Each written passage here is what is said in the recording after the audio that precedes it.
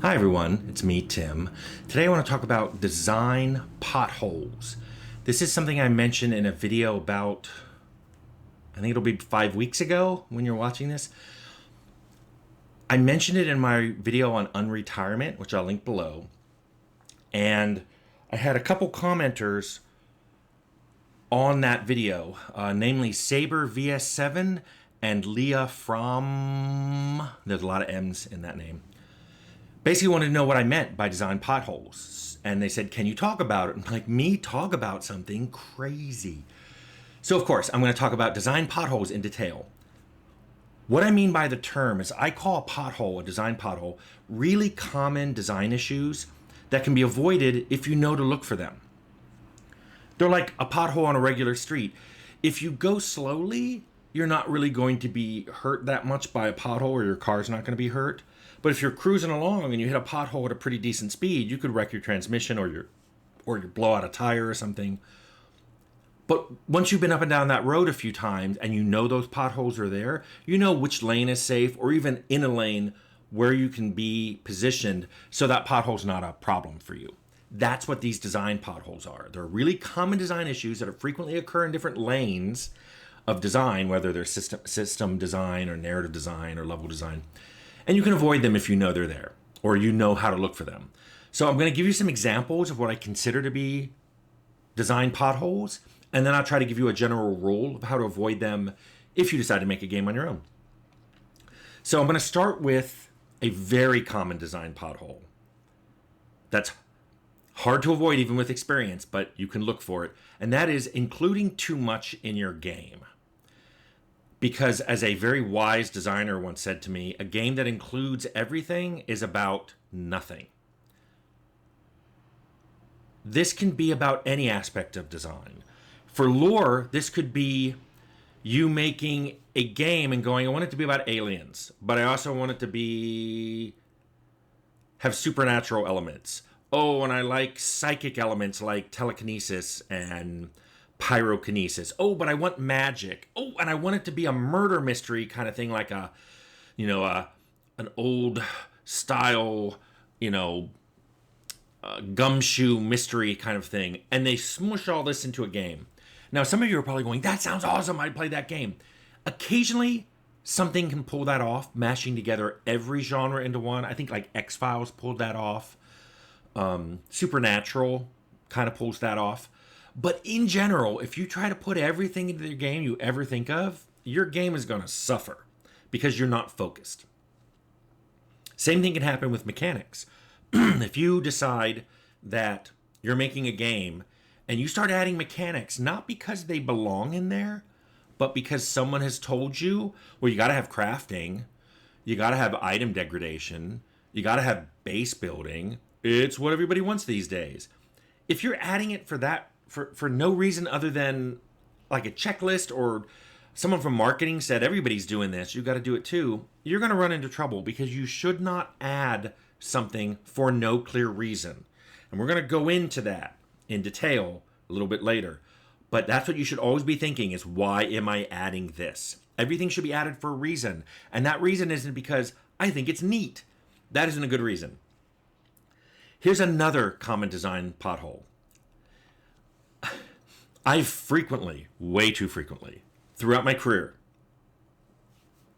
decades ago, last week, I'll be reading a design document and the designer writes, and then the player does something. There's some action or whatever. And I always just scream, that to me, that's a reading pothole. I just wreck when I read that. Because unless your game is extraordinarily linear, you're making like a narrative adventure game, and all the builds for that game are very similar. Maybe your game doesn't even have builds. Maybe it's like, here's your character, play it, which of course, for me, if you've watched my What is an RPG video, that's not much of an RPG to me. Unless it's a very restrictive game in those axes. Don't do this as a designer. Don't tell me what the player does. Now, if you need to gate something with a player action, then say something like, if the player does this, then this will happen. I have literally had a designer say to me straight faced when I complained about that in his design document. He said, I will lock the player in a room and they can't leave until they do that thing. And I'm like, I just looked at him for a second and went, wow, that sounds super fun. I can't wait to play your game. And he was like, you're being sarcastic, aren't you? And I'm like, yes. Why in the world would you ever design something like that? Or even think you should design something like that? And why would that sentence ever come out of your mouth? We're trying to make games here. Games should be fun. Lock them in the room. They're gonna, And he said, well, what about puzzle games that are timed and you're in a room filling up with water? And I'm like, are we making a puzzle game? Is this your intent? Which again gets me back to saying, ask that question, why am I doing this? And if you don't have a good answer, if it's I feel like it, don't do it. Which brings me to another design pothole. I've read design documents that say, this will make the player feel, or this area feels. And I always stop there and go, don't tell me how the player feels. Tell me what you will show. Tell me what you will have, an NPC say. Tell me what you're presenting to induce that feeling. And if you want to say a goal of this area is to make the player feel despondent or feel unease, you can do that, but then you have to tell me how you're going to do that. You can't just say, yeah, this area is crazy. It makes a player feel nuts. How? Through what mechanism? Is the art crazy? Well, describe this crazy art. Are the NPCs crazy? What do the crazy NPCs say? Just don't tell me the player will feel this way when they get to this spot, because that is not good design. That is terrible design. That is say and not do. By the way, part of the reason it's important for me to push back on this and say, don't tell me how they feel. What are you showing? What are you saying? Is because this is going to reveal the art you need, and maybe even the art style of what you need, which then may bring the art director who comes in and goes, we're not making art of that style. So you can't have a level like this because we're not making art like that. It also may involve the narrative designers coming in. We don't really have NPCs that talk like that or use that vernacular, or our dialogue system. You may have the programmer coming in, or our dialogue system isn't coded to support this kind of thing you want to do. So it's going to reveal things that you need. If you say what you do and not just say what your intention is, it will reveal the assets you will need in your game. And that might be assets you weren't planning to make. Which brings me finally, I know some of you are going, he's still talking, about how you can avoid these potholes.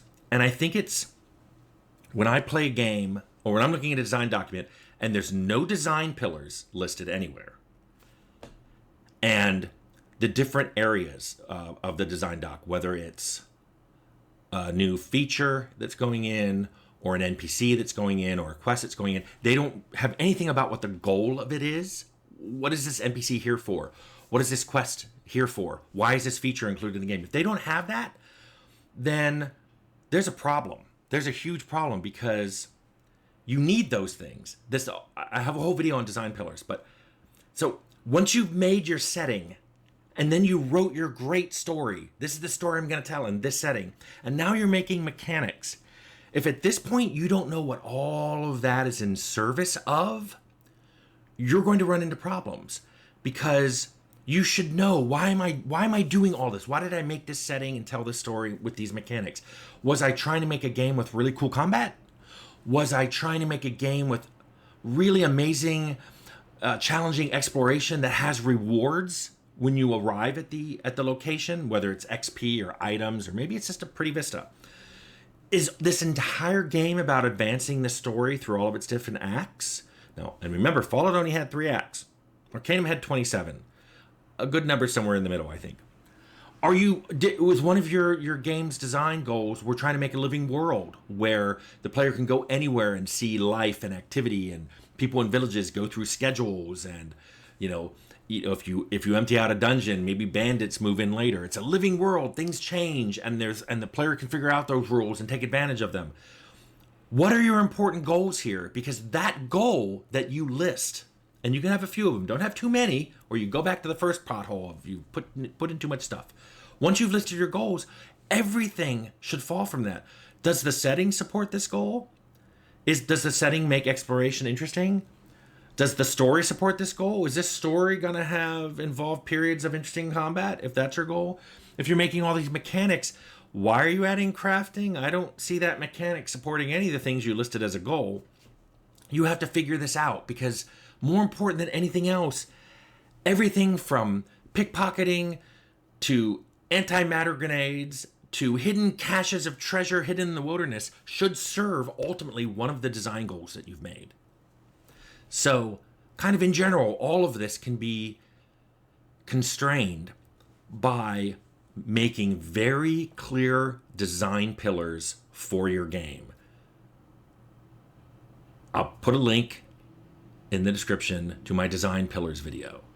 Watch that. I think if you have good design pillars, it'll help you avoid a lot of potholes. Anyway, I hope that answers your questions. Saber VS7 and Leah from